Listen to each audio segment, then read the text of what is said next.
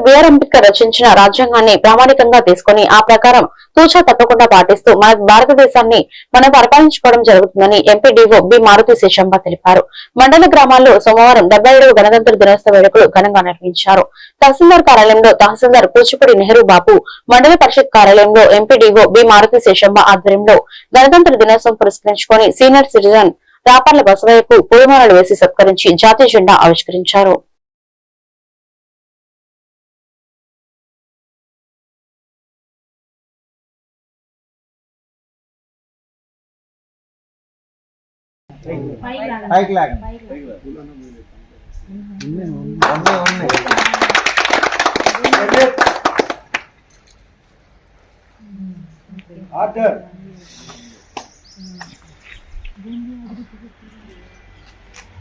ఇప్పుడు ఆగస్టు 15ని స్వాతంత్రం లభించగా మనం ఒక రాజ్యాంగాన్ని ఏర్పాటు చేసుకుని మన రాజ్యాంగం ప్రకారం భారతదేశాన్ని పరిపాలించుకునే లక్ష్యంతో మనం 1950 జనవరి 26 నుంచి మన రాజ్యాంగాన్ని అమల్లోకి తెచ్చుకున్నాము.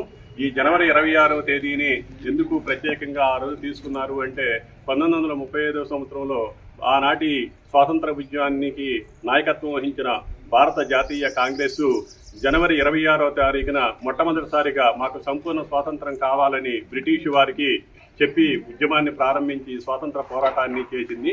అందువలన ఆ పేరుకి ఆ జనవరి 26కి ప్రాముఖ్యతనిస్తూ మన రాజ్య మరి ఈ రోజు ఉత్తమ అవార్డులు తీసుకోవడం అది మనందరికీ గర్వకారణము.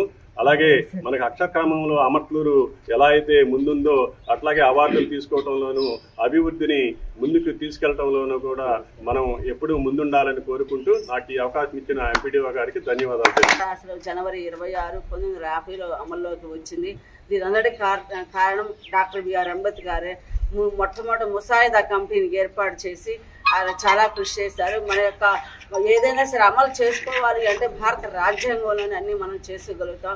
ప్రభుత్వ ఉత్తర్వులు కానీ, మన యొక్క అభివృద్ధి కానీ, రాష్ట్ర అభివృద్ధి కానీ, సెంట్రల్ అభివృద్ధి కానీ ఏదైనా సరే రాజ్యాంగం అనేది మనకి ఉంటేనే మనం ఏదైనా ప్రజలకి అందుబాటులో ఉంచి అభివృద్ధిలోకి తెచ్చుకోవడానికి అవకాశం ఉంటుందని మన డాక్టర్ బిఆర్ అంబేద్కర్ గారు చాలా కృషి చేసినందుకు ధన్యవాదాలు తెలుపుకుంటూ నాకు ఈ అవకాశం అందరికీ ధన్యవాదాలు తెలుపుకుంటూ సెలవు.